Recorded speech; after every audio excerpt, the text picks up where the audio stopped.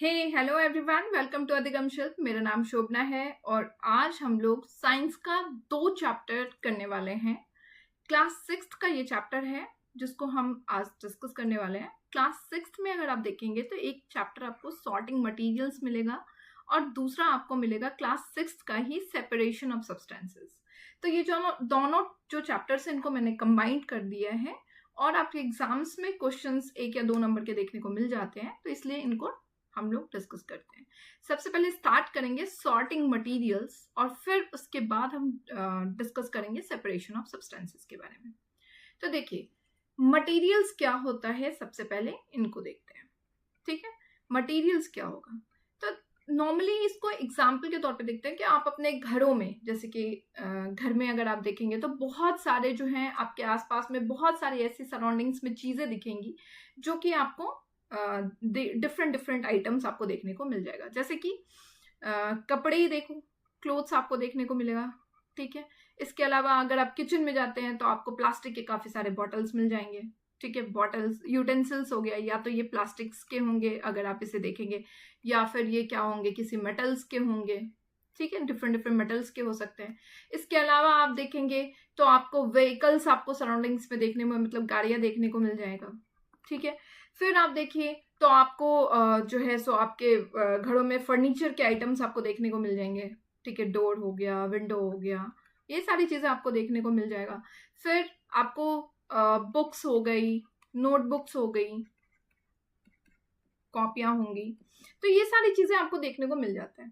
अब आप इन चीजों को ही लेट सपोज गौर करिए तो आप देखेंगे कि क्लोथ्स जो है ये किसका बना हुआ है, ये या तो कॉटन का है, या तो जूट का बना हुआ होगा, या तो सिल्क का होगा, वूल का होगा।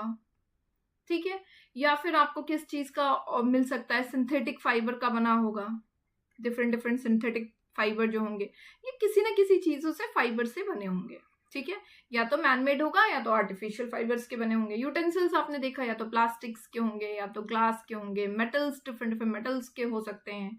व्हीकल्स आप देखेंगे, व्हीकल्स डिफरेंट डिफरेंट टाइप के मेटल्स के बने होंगे।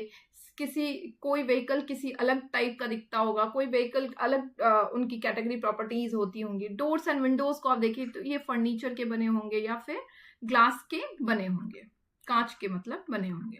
ठीक है, बुक्स और नोटबुक्स आपने देखा ये पेपर का बना हुआ है। तो आप एक चीज देखें कि ये सारे जो मटेरियल्स हैं, ये सारे जो सामान आप देख रहे हैं सराउंडिंग्स में, ये सारे आइटम्स जो हैं ये किसी ना किसी चीज से बने हुए हैं। राइट, अब या तो ये क्या है, या तो ये एक चीज से बना हुआ है या तो ये एक से ज्यादा चीजों से बना हुआ है।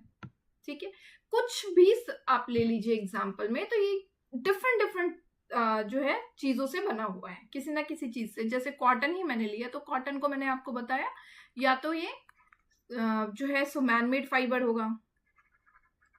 ठीक है, या तो ये क्या होगा, आपका नेचुरल फाइबर का बना होगा, या तो ये क्या होगा, नेचुरल फाइबर्स के जो मिक्स्ड फॉर्म होंगे उनसे बने होंगे, या मैनमेड फाइबर के जो डिफरेंट डिफरेंट होते हैं उनसे मिक्स्ड करके बने हुए होंगे। राइट, तो ये देखा आपने कि एक या फिर एक से ज्यादा मटेरियल से ये बने हुए हैं।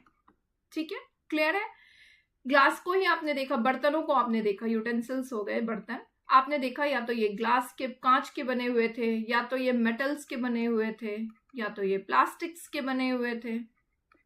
ठीक है, तो बहुत सारी ऐसी चीजें आपको देखने को मिल रही है। तो यानी मटेरियल क्या है, मटेरियल एक ऐसा सब्सटेंस होता है जिसका इस्तेमाल हम किसी चीज को बनाने के लिए करते हैं। मतलब यूटेंसिल्स बनाने के लिए या तो इन्होंने इस्तेमाल क्या किया होगा, ग्लास कांच का इस्तेमाल किया होगा, या तो इन्होंने मेटल्स का इस्तेमाल किया होगा, या तो इन्होंने प्लास्टिक्स इस्तेमाल किए होंगे, या फिर इन्होंने किसी को मिक्स्ड कर दिया होगा बनाने के लिए। यानी मटेरियल पदार्थ क्या है, मटेरियल्स होते हैं जिनका इस्तेमाल, इनका इस्तेमाल हम किन चीजों में करते हैं, किसी चीज को बनाने के लिए। A thing that something else is made out। Hindi में देखा हूं, बताऊं तो देखिए,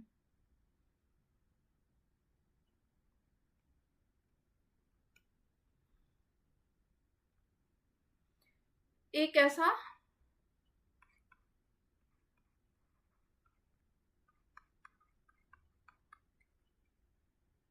पदार्थ या सब्सटेंस बोल सकते हैं, जिसका इस्तेमाल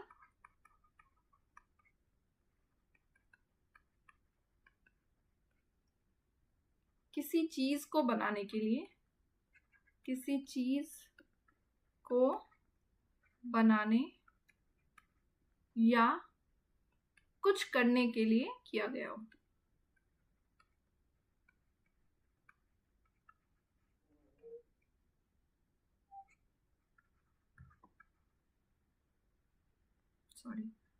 किया गया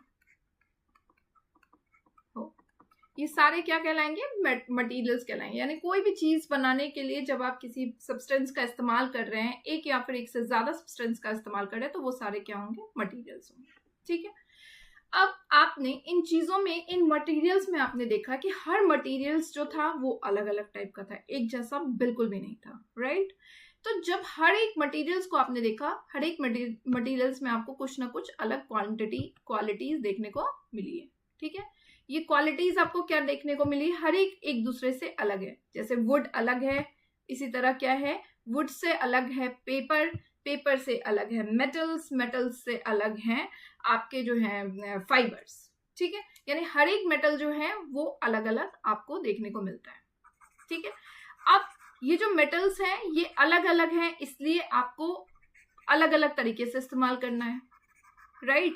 अब आप नॉर्मली ये देखिए कि आप किचन के काम कर रहे हैं, तो क्या आप वहां पे कॉटन का इस्तेमाल करेंगे, रुई का इस्तेमाल करेंगे किचन के प्रोडक्ट्स के लिए? नहीं कर सकते। वहां पे आप क्या करते हैं? कोई हार्ड सब्सटेंस का यूज करते हैं। तो आप यानी कि उनकी प्रॉपर्टीज को जानते हैं, उसके गुण को जानते हैं, और उसके गुण को जानने के बाद आप इसका इस्तेमाल करते हैं, राइट? जैसे मैंने आपको सिंथेटिक फाइबर के टाइम में ही बताया था कि हमारे पास जो दो सिंथेटिक फाइबर के क्लासेस में मैंने आपको बताया था, प्लास्टिक्स जो होते हैं उनमें जैसे बैकेलाइट और मेलामाइन के बारे में मैंने बताया था। ठीक है। Bakelite and melamine. अगर आपने सिंथेटिक फाइबर का वीडियो नहीं देखा तो उसे जरूर देख लीजिएगा। बैकेलाइट और मेलामाइन का मैंने बताया था कि बैकेलाइट की खासियत क्या होती है, ये क्या होता है कि ये इलेक्ट्रिसिटी और हीट का क्या होता है? बैड कंडक्टर होता है, पुअर कंडक्टर होता है। ठीक है। पुअर कंडक्टर होता है, इसलिए इसका इस्तेमाल हम क्या करते हैं? हमारे जो घरों के इलेक्ट्रिक स्विचेस होती हैं उनमें हम इस्तेमाल कर देते हैं। ठीक है। इसके अलावा हम इसका इस्तेमाल किस में करते हैं? जो हमारे जो बर्तन होते हैं उनके जो हैंडल्स होते हैं, यूटेंसिल्स के हैंडल जो होते हैं, बर्तन के हैंडल जो होते हैं, उनमें हम इनका इस्तेमाल करते हैं। क्यों? अगर हम स्विचेस में इसका इस्तेमाल करते हैं, चूंकि ये पुअर कंडक्टर है, तो इनसे जो है किसी तरह की जो है कॉम्प्लिकेशन हमें देखने को, प्रॉब्लम्स हमें देखने को नहीं मिलेगा। आग नहीं लग सकती है या करंट पास नहीं होगा। बर्तनों में इसलिए करते हैं क्योंकि हीट का ये जो है पुअर कंडक्टर है। अब हीट का पुअर कंडक्टर अगर है तो दैट मीन्स कि हमें जो है उसके जो हैंडल्स को हम पकड़ेंगे, अगर गर्म कर रहे हैं किसी चीज को और उसके हैंडल्स को अगर हम पकड़ रहे हैं, तो इससे क्या होगा? आग हमारे हाथों में, हमारा हाथ जो है वो जलेगा नहीं, क्योंकि हीट वहां तक पास नहीं होगा। ठीक है। अब ये प्रॉपर्टीज जब हमने जाना था तभी तो इसका इस्तेमाल हमने किया होगा, है ना? तो यही चीज होती है। मेलामाइन में मैंने आपको बताया था कि मेलामाइन क्या होता है कि आग को रोकता है। ठीक है। जब हमें मेलामाइन की ये प्रॉपर्टी पता लगी तो हमने क्या किया? फायरमैन जो कि आग को बुझाने के लिए आते हैं, फायरमैन के जो यूनिफॉर्म होते हैं उसको हमने क्या किया? इससे बनाया। ठीक है। क्यों? क्योंकि फायरमैन आग बुझाने का काम करेंगे, अगर वो इस तरह का मेलामाइन का यूनिफॉर्म पहने रहेंगे तो वो क्या होंगे? वो सिक्योर्ड और सेफ रहेंगे। ठीक है। तो यानी कि हम क्या करते हैं? मटेरियल्स की प्रॉपर्टीज को जानते हैं और उसके प्रॉपर्टीज को जानने के बाद हम उसका इस्तेमाल करते हैं, राइट? अब प्रॉपर्टीज क्या क्या है पहले एक बार एक नजर उस पर भी हम डालते हैं।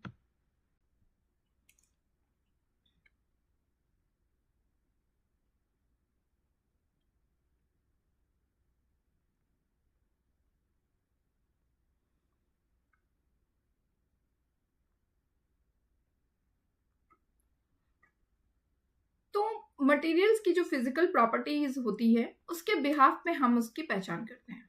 क्या है इनकी फिजिकल प्रॉपर्टीज? तो सबसे पहले हम उनका फिजिकल अपीयरेंस देखते हैं, मतलब उनको देख करके हम पहचानते हैं, फिजिकल अपीयरेंस।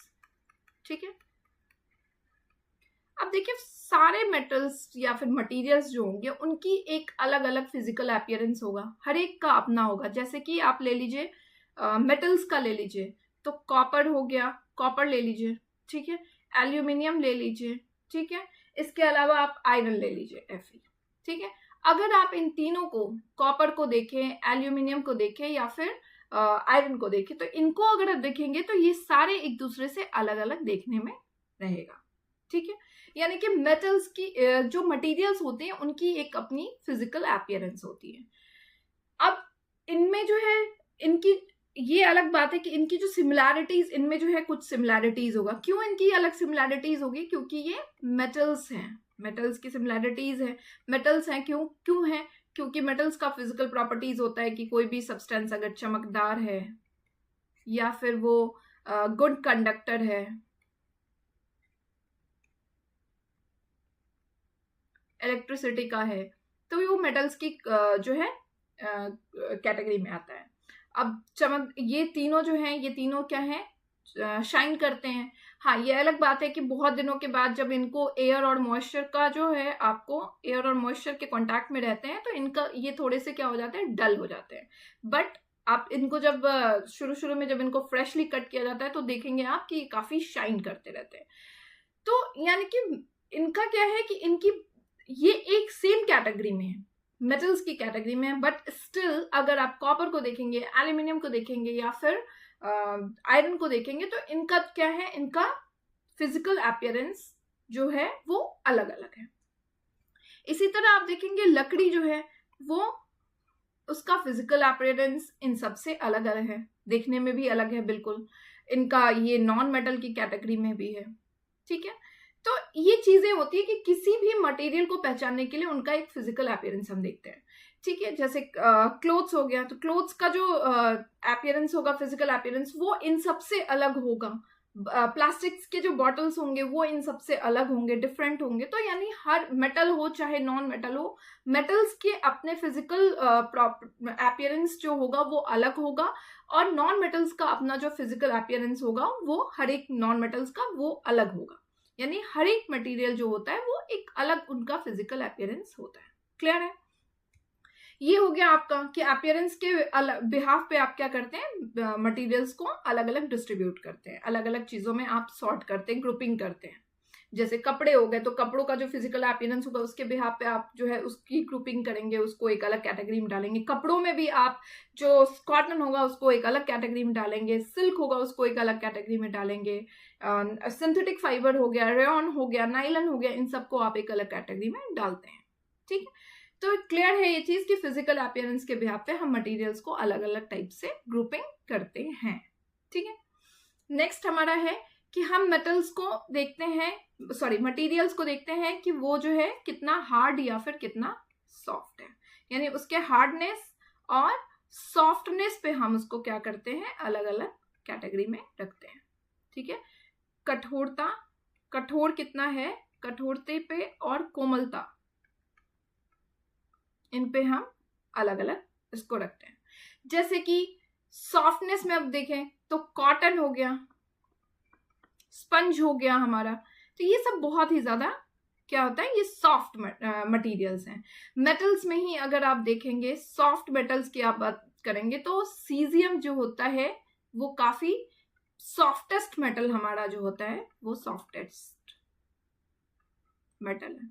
इसके अलावा आप देखेंगे कि सोडियम एंड पोटेशियम जो होता है हमारा वो भी काफी सॉफ्ट होता है, ठीक है। वैसे मेटल्स एंड नॉन मेटल्स का एक सेपरेट चैप्टर डिस्कस किया जाएगा, बस इसमें मैं आपको इसलिए बता रही हूँ कि चीजें जो है मेटल्स की कैटेगरी हो चाहे नॉन मेटल्स की कैटेगरी हो, आप मटेरियल्स को क्या करते हैं, उनकी अलग अलग चीज फिजिकल प्रॉपर्टीज पे आप उसको ग्रुपिंग करते हैं, सॉर्ट आउट करते हैं। तो जैसे नॉन मेटल्स में अगर कॉटन और स्पॉन्ज हो गया वो काफी कोमल होता है, तो इसलिए आप इसको सॉफ्ट कैटेगरी में रखते हैं। मेटल्स में अगर आप देखेंगे तो सीजियम हो गया, सोडियम हो गया, पोटेशियम हो गया, ये सारे क्या होते हैं, ये काफी ज्यादा सॉफ्ट होते हैं, तो हम उनको उस कैटेगरी में रखते हैं। हार्डनेस में अगर आप देखेंगे तो हार्ड बहुत सारी चीजें, जैसे लकड़ी हो गई, वो नॉन मेटल है, लकड़ी काफी हार्ड होती है तो उसकी ग्रुपिंग आप अलग करते हैं। इसी तरह मेटल्स में अगर आप देखेंगे तो मेटल्स में आप पाएंगे आयरन हो गया हमारा, ये हो गया, टंगस्टन हो गया, टंगस्टन सबसे ज्यादा आपका हार्डेस्ट मेटल हो जाता है। इसके अलावा स्टील हो गया। तो आप क्या करते हैं, कोई भी मटेरियल हो, चाहे मटेरियल नॉन मेटल्स की कैटेगरी में हो, चाहे मेटल्स की कैटेगरी में हो, ये आप उसको उसके हार्डनेस और सॉफ्टनेस के बिहाफ पे भी आप उसको क्या करते हैं, सॉर्ट आउट करते हैं, उसको अलग अलग ग्रुपिंग करेंगे। बेसिकली ये chapter sorting materials into groups है कि आप किस मटेरियल्स को किस किस कैटेगरी के बिहाफ पे उसको अलग कैटेगरी में सॉर्ट आउट करते हैं। ठीक है, क्लियर है ये चीज? यानी दो चीजें हमने देखा, एक फिजिकल अपीयरेंस पे हमने किया और एक हमने क्या किया, सॉफ्टनेस और उसके हार्डनेस पे किया। ठीक है, अब हम ये भी देखते हैं कि कोई चीज वाटर में कितना सॉल्युबल है और कितना इनसॉल्युबल है। ठीक है, सॉल्युबल यानी कि घुलनशील कितना है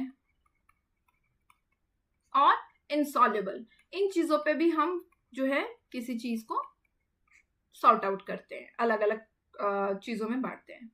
जैसे फॉर एग्जाम्पल आपका हो गया शुगर हो गया या सॉल्ट आप ले लीजिए, चीनी या फिर नमक आप ले लीजिए। तो ये क्या होता है, चीनी और नमक को अगर आप पानी में डालते हैं तो ये काफी जल्दी घुल जाता है।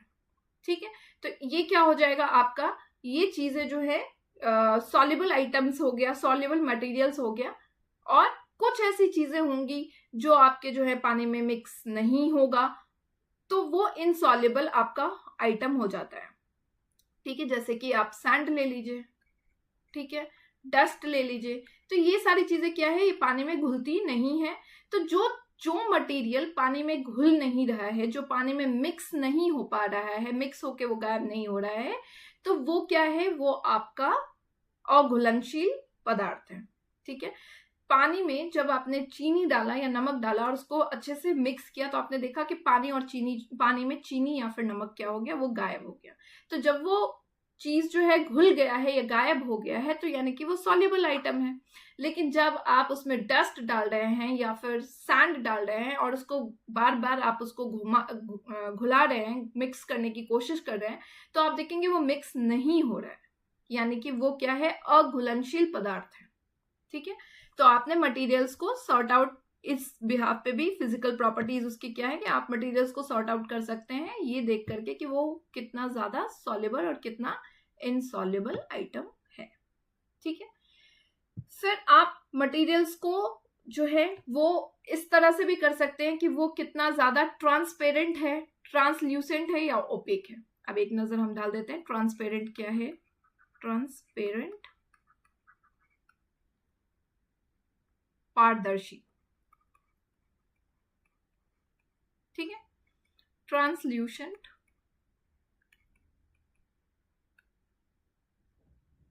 पारभासी, और आपका हो गया ओपेक यानी कि अपारदर्शी। अब आप मटेरियल्स को देखते हैं कि वो कितना ट्रांसपेरेंट है, ट्रांसल्यूसेंट है, ओपेक है। एक नजर हम इन चीजों पे डालते हैं कि ये तीनों चीजें क्या है। ट्रांसपेरेंट क्या होता है, तो जब कोई चीज, जैसे कि कोई मटेरियल है, फॉर एग्जाम्पल आपने जो है ग्लास हो गया, ठीक है, तो आप क्या करते हैं, ग्लास से आप देखेंगे तो बहुत सारे चीजों आपके घरों में होंगे, डोर्स होंगे, तो आप क्या देखेंगे कि आपको दोनों साइड से दिख रहा है। ठीक है, तो ऐसा मटेरियल जिनसे आपको आर पार दिखता है, ठीक है, वो कहलाता है आपका ट्रांसपेरेंट। ठीक है, जिनसे आपको आर पार दिखाई दे।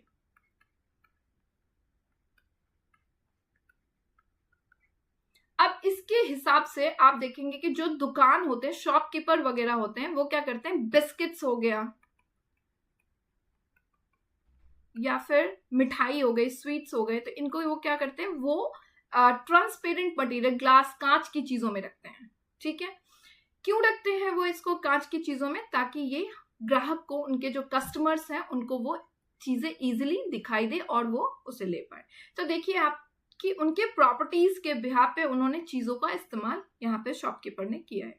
ठीक है, यानी हम भी अपने रियल लाइफ में उन्हीं फिजिकल प्रॉपर्टीज के बिहाफ पे मटेरियल्स का इस्तेमाल करते हैं। अब ट्रांसल्यूसेंट क्या होता है, तो ट्रांसल्यूसेंट ऐसा होता है जिनसे हमें दिखाई तो देता है बट पूरा पूरा दिखाई नहीं देता है।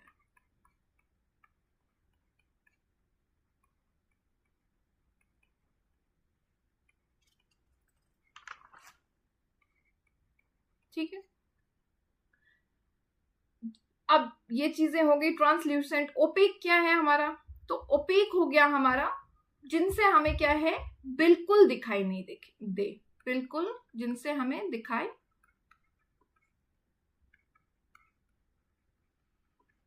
ना देना, अपारदर्शी। ठीक है, जैसे कि आप इसका एग्जांपल ले सकते हैं, वुड ले सकते हैं, ठीक है, मेटल्स हो गया, आपके घरों में बहुत सारे कंटेनर होंगे। तो ये सारी चीजें क्या होती है, इनसे आपको क्या होता है कि आपको जो है बहुत ज्यादा चीजें दिखाई पूरी पूरी क्लियरली आपको दिखाई नहीं देता है। ठीक है, तो यानी कि ट्रांसपेरेंट क्या है, ऐसी चीजें जिनसे आर पार दिखाई देता है। ट्रांसल्यूसेंट क्या है, जिससे आपको पूरा पूरा क्लियरली दिखाई नहीं दे, दिखाई तो देता है बट पूरा क्लियरली दिखाई आपको नहीं देता है। इसी तरह आपका ओपेक हो गया, ओपेक हो गया जिनमें आपको अपारदर्शी, जिनसे आपको बिल्कुल दिखाई नहीं देता है। ठीक है, तो आप इस बिहाफ पे भी मटेरियल्स को क्या करते हैं, सॉर्ट आउट करते हैं।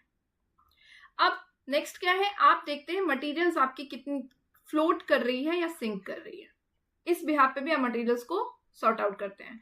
अब देखिए मटेरियल्स, कोई भी सामान अगर हैवी है, हेवियर है, तो वो क्या होगा, पानी में अगर आप उसे देते हैं तो वो पानी में क्या हो जाएगा, डूब जाएगा। राइट, हेवियर आइटम अगर होगा तो वो पानी में क्या होगा, डूब जाएगा। और अगर लाइट वेट का है तो क्या होगा, पानी में जो है फ्लोट करेगा, यानी कि तैरेगा। और हेवियर होगा तो क्या हो जाएगा, वो सिंक कर जाएगा, डूब जाएगा। और लाइट वेट का है अगर, तो वो पानी में तैर जाएगा। इसी कॉन्सेप्ट्स को हमने क्या किया है, यूज किया है जब हम कोई भी चीजें को फ्लोट या फिर सिंक कराना होता है, तो हम इस बिहाफ पे इस कॉन्सेप्ट्स का यूज करते हैं। ठीक है, और फिर आप देख सकते हैं कि आपके जो शिप्स वगैरह होती हैं जिनका आप इस्तेमाल करते हैं, तो वो कुछ इस तरह की वेट की इस तरह से बनाया जाता है जिससे कि वो पानी में क्या करे, फ्लोट कर पाए, तैर पाए। ठीक है, उनकी स्ट्रीमलाइंड स्ट्रक्चर उनकी होती है ताकि वो पानी में क्या होता है, फ्लोट कर पाए। ठीक है, तो यानी फिजिकल अपीयरेंस आपने देखा, फिजिकल प्रॉपर्टीज आपने देखा मटेरियल्स का। किसी भी मटेरियल्स को आपको देखने के लिए क्या होगा, आप उसे ये देखेंगे कि आपको जो है वो मटेरियल का फिजिकल अपीयरेंस कैसा है। इसके अलावा आप उसके हार्डनेस और सॉफ्टनेस को देखते हैं, वो फ्लोट कर रहा है या सिंक कर रहा है। इस बिहाफ पे आप देखते हैं सॉल्युबल है, इनसॉल्युबल है, ये देखते हैं।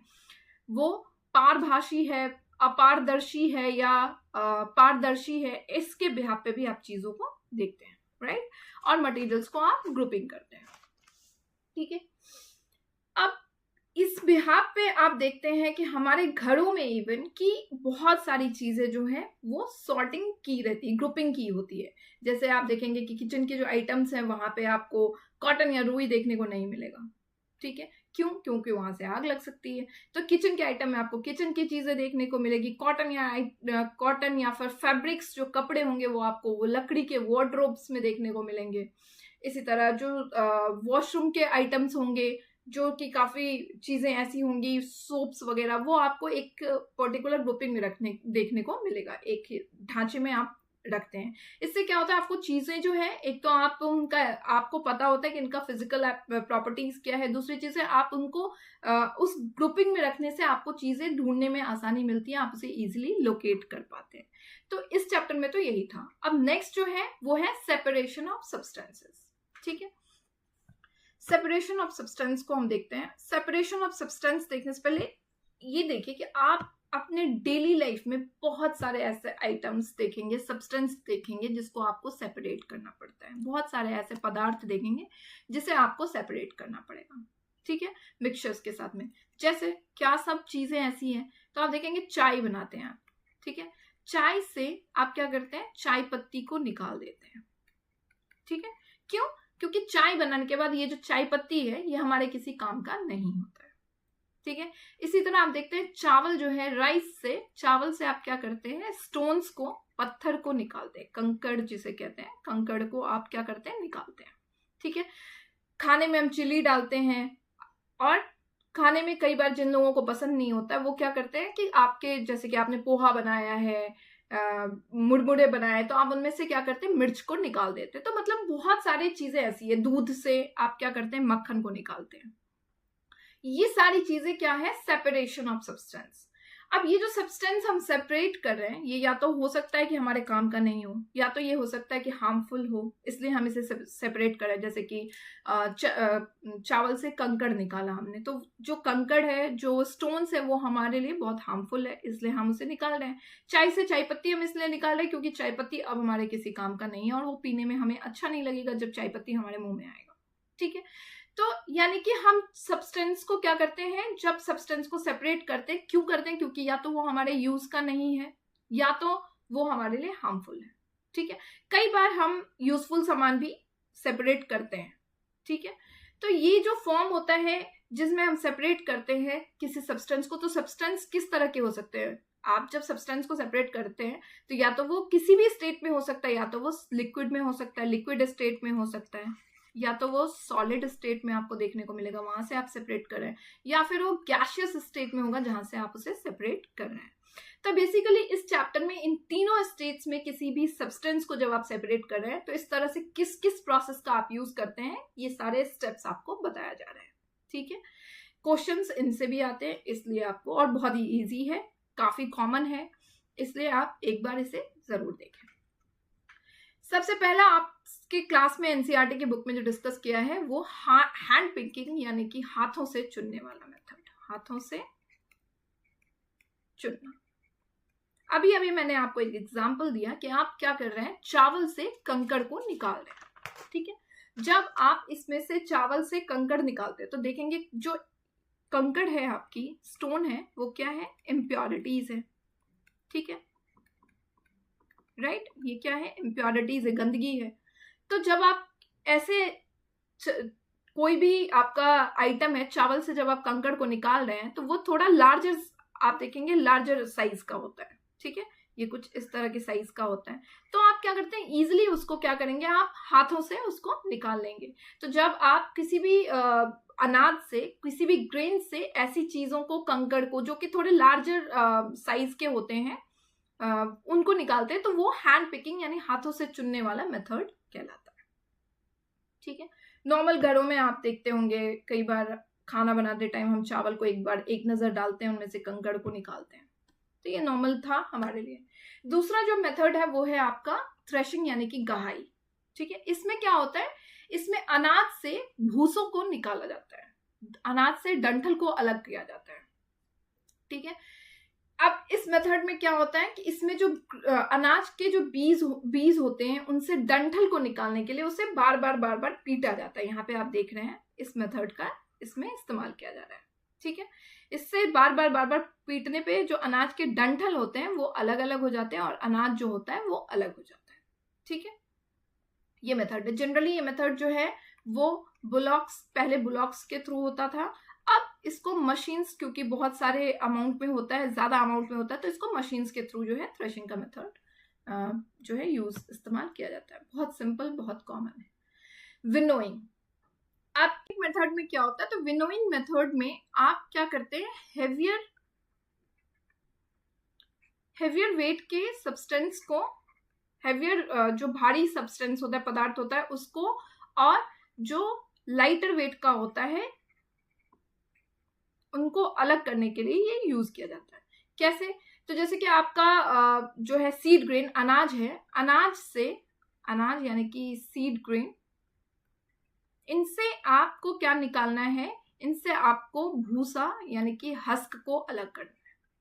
ठीक है, अब आपको पता है ये क्या है, ये हेवियर है, भारी हो गया वेट का, और हस्क जो है, भूसा जो है, ये लाइटर वेट का है, राइट, लाइटर वेट का है। अब इसको आपने क्या किया कि सूप है, यहाँ पे आप देख रहे हैं इमेज में, ये सूप में दोनों चीजें मिक्स्ड है, इनको विंड के डायरेक्शन यानी हवा के दिशा में आप क्या कर रहे हैं, ले जा रहे हैं और उसे मूव कर रहे हैं। जैसे आप मूव कर रहे हैं तो इससे क्या हो रहा है, जो हस्क है, भूसा है, वो आपका क्या हो रहा है, उड़ जा रहा है, और इस तरह से आपका जो है अनाज वो सेपरेट हो जा रहा है। तो ये एक मेथड होता है। बेसिकली ये मेथड किस चीज के लिए कॉमन है, ये हेवियर और लाइटर कंपोनेंट्स के जो मिक्सचर्स होते हैं उनको सेपरेट करने के लिए यूज किया जाता है। ध्यान रखना है, इसमें आपको विंड के डायरेक्शन में लेके जाना है, और जो लाइटर वेट का जो मिक्सचर होता है वो अलग हो जाता है, और जो हेवियर कंपोनेंट होते हैं वो अलग हो जाते हैं। ठीक है, गांवों में बहुत ज्यादा कॉमन है ये। सीविंग मेथड तो छानने की जो पद्धति है, मेथड है, ये बहुत कॉमन है, हम लोगों के घर में बहुत ज्यादा यूज किया जाता है। अभी अभी मैंने आपको एग्जांपल दिया था कि चाय से आप क्या कर रहे हैं, चाय पत्ती को हटा रहे हैं। इसके अलावा आप देखते हैं कि गेहूं जो होती है, गेहूं आपके घरों में आटा जो होता है, तो आटा जो है, आटे को आप गूंथने से पहले क्या करते हैं, एक बार इसे छानते हैं। छानने की जो मेथड होती है वो यूज की जाती है, सीविंग मेथड का यूज किया जाता है। इससे क्या होता है, छोटे छोटे जो डस्ट पार्टिकल्स होते हैं वो इनमें यहाँ पे इसमें रह जाता है और आपका जो आटा है वो नीचे आ जाता है। तो बहुत कॉमन मेथड है, इसमें आप बहुत ज्यादा इसको यूज किया जाता है। एक्चुअली होता क्या है कि जब आप इस मेथड का हैंड पिकिंग मेथड हो, चाहे थ्रेशिंग या विनोइंग मेथड हो, जब इन सारे मेथड्स का आप यूज करते हैं, जब आपको कोई अनाज जो है निकालते हैं आप, तो उसमें जो थ्रेशिंग और विनोइंग का जो मेथड होता है, उनको करने के बाद भी कुछ कुछ डस्ट जो होती हैं वो इनमें रह जाती है। तो इससे क्या होगा, ये जो डस्ट है वो निकल जाता है सीविंग मेथड्स के थ्रू। तो घरों में आप देखते हैं कि हम लोग जब आटा रोटी बनाते हैं तो रोटी बनाने से पहले एक बार हम उसे छान लेते हैं, ठीक है। अब कुछ ऐसे मेथड्स, ये सारे आपने देखे कि सॉलिड मेथड्स के लिए कुछ था, कुछ लिक्विड मेथड्स के लिए हमने यूज किया था। अब कुछ ऐसे मेथड्स हैं जिनमें वाटर में अगर मिक्स्ड हैं इम्प्योरिटीज, तो उनको हटाने के लिए आप किस तरह से यूज कर रहे हैं। तो देखिए, एक है आपका सेडिमेंटेशन मेथड्स, तल छटन, और एक है आपका डिकेंटेशन, निस्तारण, फिल्ट्रेशन, छनाई। देखते हैं इन मेथड्स को, बहुत ध्यान से आराम से देखना है आपको, ठीक है। जैसे कि आप लेट सपोज कि आपने घर में राइस बनाना है, चावल बनाना है, तो आप क्या करते हैं, चावल को एक बीकर में ले लेते हैं और उसमें चावल है, उसे क्या करते हैं, उसके ऊपर आप पानी को, वाटर को ऐड करते हैं, ठीक है। जब आपने किसी, ये राइस है यहाँ पे, ठीक है, और इसमें क्या किया, आपने वाटर को ऐड कर दिया, ठीक है। तो आप जब देखेंगे कि इनमें जो हेवियर कंपोनेंट है ये क्या है, नीचे सेटल डाउन है, जो हेवियर अमाउंट है वो पानी में सेटल डाउन है। तो ये जो प्रोसेस होता है जिसमें हेवियर अमाउंट, जो हेवियर कंपोनेंट होती है, हेवियर कंपोनेंट यानी कि इस एग्जांपल के थ्रू, एक सेकेंड, हेवियर कंपोनेंट यानी कि राइस आपका क्या हो रहा है, सेटल डाउन हो रहा है, नीचे की तरफ है, ठीक है, नीचे की तरफ है। तो ये जो मेथड है जिसमें हेवियर कंपोनेंट्स जो होती हैं वो नीचे की तरफ हो जाता है, वो हमारा कहलाता है सेडिमेंटेशन का मेथड, ठीक है। ये क्या कहलाता है, हमारा सेडिमेंटेशन, जिसमें आपने क्या किया, कोई भी सब्सटेंस था, इसमें आपने पानी डाला है, पानी डालने के बाद आपने थोड़ी देर के लिए जब छोड़ा तो आपने देखा जो हेवियर कंपोनेंट था वो क्या हुआ, नीचे की तरफ आ गया। तो ये वाला मेथड आपका क्या हुआ, ये आपका मेथड हुआ सेडिमेंटेशन। अब इसको आपने क्या किया, ये जो राइस है इसको आपने क्या किया, इसका जो पानी है इसको आपने निकाल दिया, तो इससे क्या हुआ, डस्ट निकल गया। डस्ट जब रिमूव हो गया, यानी कि ये जो प्रोसेस हुआ जिससे आपने डस्ट को क्या किया, डस्ट को हटा दिया है, तो ये प्रोसेस क्या हो गया, डिकेंटेशन, निस्तारण का प्रोसेस है, ठीक है, क्लियर है। फिल्ट्रेशन तो बहुत ही कॉमन आप यूज कर रहे हैं, मैं अभी अभी आपको बताई हूँ कि जैसे कि आप चाय पत्ती से निकालते, चाय पत्ती को निकालते हैं, तो उसमें क्या करते हैं, आप फिल्ट्रेशन का मेथड यूज करते हैं। पानी को प्योर करने के लिए फिल्ट्रेशन का, आपके घर में फिल्टर लगे होंगे, फिल्ट्रेशन का मेथड होता है, ठीक है। तो बहुत कॉमन है। सेडिमेंटेशन और डिकेंटेशन को बहुत अच्छे से जान लीजिए कि सेडिमेंटेशन क्या है, कि जब आपका हेवियर अमाउंट, जो पानी में जब आपने पानी डाला है, तो जो भारी पदार्थ होगा, हेवियर कंपोनेंट्स जो होंगे, वो आपके पानी के नीचे जो सेटल डाउन हो जाता है, वो मेथड सेडिमेंटेशन है। लेकिन डिकेंटेशन, निस्तारण प्रोसेस क्या है, इसमें क्या है कि पानी के साथ जो आपका डस्ट बाहर निकल गया है वो आपका डिकेंटेशन मेथड है, ठीक है। अब है इवेपोरेशन। इवेपोरेशन से बहुत ही ज्यादा आप पहले से ही कॉमन जानते ही होंगे। इवेपोरेशन का मेथड क्या होता है, इवेपोरेशन के मेथड के थ्रू जो है, जब वाटर को, अगर आपने वाटर को क्या किया है, आपने इसे हीट किया है, ठीक है। जब आप वाटर को हीट करते हैं तो आप देखेंगे वाटर जो है वो इवेपोरेटेड हो जाता है, water gets evaporated, water change होकर के क्या हो जाता है, इवेपोरेट हो जाता है और बन जाता है वाटर वेपर तो ये जो प्रोसेस होता है जिसमें वाटर जो है वो चेंज हो जा रहा है किस चीज में, वाटर वेपर में, कैसे, हीटिंग के प्रोसेस के थ्रू, तो वो जो है वो कहलाएगा, ये प्रोसेस कहलाएगा इवेपोरेशन का प्रोसेस। ठीक है, इवेपोरेशन का प्रोसेस बहुत ही ज्यादा कॉमन है जब आप सी वाटर से सॉल्ट की जो मिक्सचर है इसको आप निकालते हैं। अब इसमें होता क्या है इस मेथड में कि आपका जो सॉल्ट है उस सॉल्ट को आप क्या करते हैं, आपका एक सेकेंड, इस मेथड में आप बहुत कॉमन आप इसको यूज कर रहे हैं कि इस मेथड में आपने आपका जो सॉल्ट है, ठीक है, सॉल्ट को सी वाटर से आपने लिया है, सी वाटर को आपने उठाया है, ठीक है, सी वाटर लिया आपने और सी वाटर को आपने किसी भी शैलो पिट जो होती है हमारी वहां पे जाके रख दिया, स्टोर कर दिया। शैलो पिट यानी कि उथला गड्ढा वहां पे रखा है। अब यहाँ पे क्या होगा, इस शैलो पिट में ये रखा हुआ है और सनलाइट इसे मिल रहा है, तो सूरज की जो रोशनी इसे मिलती है, इससे क्या हो रहा है, धीरे धीरे करके इससे जो वाटर है ये इवेपोरेटेड होता जा रहा है। जो वाटर इवेपोरेटेड होता जाता है और धीरे धीरे सॉल्ट जो है वो बच जाता है, रह जाता है। अब इस सॉल्ट को हम क्या करते हैं, इसको प्योरीफाई कर देते हैं और प्योरीफाई करके हम कॉमन सॉल्ट जो है वो बना लेते हैं और उसका इस्तेमाल हम करते हैं। ठीक है, मैं एक बार फिर से रिपीट कर देती हूँ। इवेपोरेशन का प्रोसेस होता है जब वाटर को आप हीट करते हैं तो वाटर क्या हो जाता है, वो इवेपोरेटेड हो जाता है। बहुत कॉमन एग्जांपल आपका क्या है, सी वाटर से सॉल्ट को निकालना। तो आप क्या करते हैं इस प्रोसेस का यूज, तो सी वाटर को आप लेते हैं और किसी शैलो पिट यानी कि उथला गड्ढा वहां पे आप इसे जमा कर देते हैं और धीरे धीरे आप नोटिस करेंगे कि सूरज की जो रोशनी उसे मिलती रहती है, तो उससे क्या होता है कि ये इससे जो सी वाटर जो है उससे वाटर इवेपोरेटेड होता जाता है और सॉल्ट जो है, सॉल्ट का जो मिक्सचर है वो उसमें रह जाता है। अब इस सॉलिड सॉल्ट को आप क्या करते हैं, प्योरीफाई कर करके कॉमन सॉल्ट बना लेते हैं और इसका इस्तेमाल आप करते हैं। ठीक है, इवेपोरेशन मेथड्स का जस्ट उल्टा होता है कंडेंसेशन।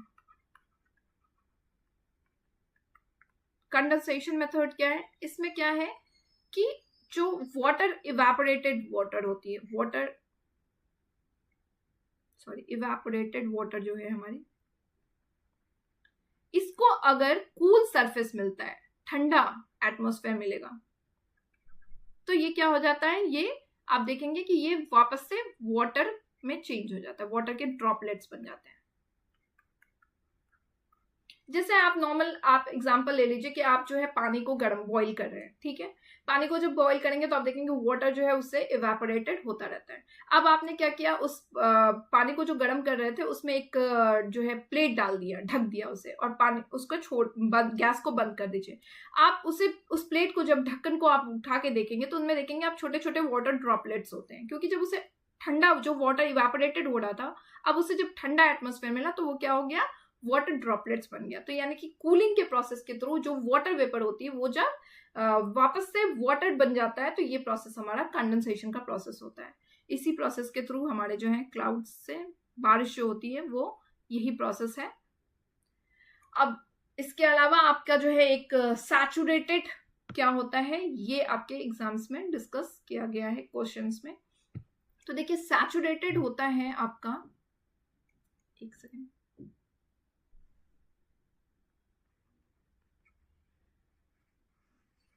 सैचुरेटेड क्या होता है कि लेट सपोज कि आप एक ग्लास है, इस ग्लास में पानी है, ठीक है, आपने इसमें क्या किया, सॉल्ट दिया, ठीक है, सॉल्ट अब आप इसे देते जा रहे हैं, ये क्या हो रहा है, मिक्स होता जा रहा है। आपने इसमें तब तक सॉल्ट देते रहे जब तक ये मिक्स होता रहा। अब एक टाइम आने के बाद क्या होगा कि आप देखेंगे कि ये सॉल्ट जो है वो मिक्स नहीं हो रहा है, वो क्या हो रहा है, नीचे सेटल डाउन, बॉटम में जाकर के जो है जमा हो जा रहा है।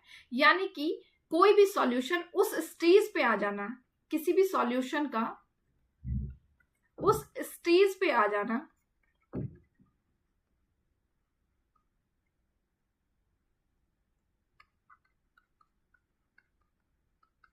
जहां से वह नहीं घुल सकता है, जहां से वो घुल नहीं सकता है, ये जो है ये आपका सैचुरेटेड कहलाएगा। ठीक है, आपने देखा कि पहले सॉल्ट जो है या शुगर ही ले लीजिए एक ग्लास पानी में, तो उसकी एक कैपेसिटी होगी, वो उस कैपेसिटी तक क्या होगा, वो मिक्स्ड होता जाता है, सॉल्युबल होता जाता है। लेकिन एक जो है पर्टिकुलर कैपेसिटी खत्म हो जाने के बाद वो क्या है, घुलना बंद हो जा रहा है। तो जब ये इस स्टेज पे पहुंच जाता है तो ये कहलाता है सैचुरेटेड। ठीक है, आपके जो एनसीईआरटी के दोनों बुक्स थे उनमें, एनसीईआरटी के दोनों चैप्टर्स थे उनमें आपका यही प्रोसेस था। ये देखिए इवेपोरेशन एंड कंडेंसेशन का प्रोसेस मैंने आपको अभी बताया कि आपने वाटर को गर्म किया था यहाँ पे, और आपने ये इवेपोरेटेड हो रहा है, और फिर आप उसे क्या करना है, जब उसे ढक दे रहे हैं, ठंडा सरफेस मिल रहा है, तो वो क्या हो रहा है, वापस से वाटर ड्रॉपलेट्स में चेंज हो रहा है। ठीक है, तो यही एक टॉपिक था। ये 2 चैप्टर्स को मैंने कंबाइन करके आपको बता दिए हैं। जो भी एनसीईआरटी के कंटेंट थे दोनों चैप्टर्स के, वो मैंने आपसे डिस्कस कर लिया है। उम्मीद करती हूँ कि वीडियोस आपको अच्छे लगेंगे। पीडीएफ आपको टेलीग्राम ग्रुप पे मिल जाएगा, इसलिए आप डिस्क्रिप्शन बॉक्स में जाके टेलीग्राम के जो चैनल हैं उनको भी आप ज्वाइन कर लें। अगर आपको एनसीईआरटी के सीटेट के नोट्स चाहिए तो आप इसके लिए मुझसे कॉन्टैक्ट कर सकते हैं, कमेंट बॉक्स में डाल सकते हैं। जल्द से जल्द आपको जो है सीटेट के नोट्स भी दे दिए जाएंगे। बाकी मिलते हैं नेक्स्ट सेशन में नेक्स्ट वीडियोस के साथ में, तब तक के लिए बाय बाय।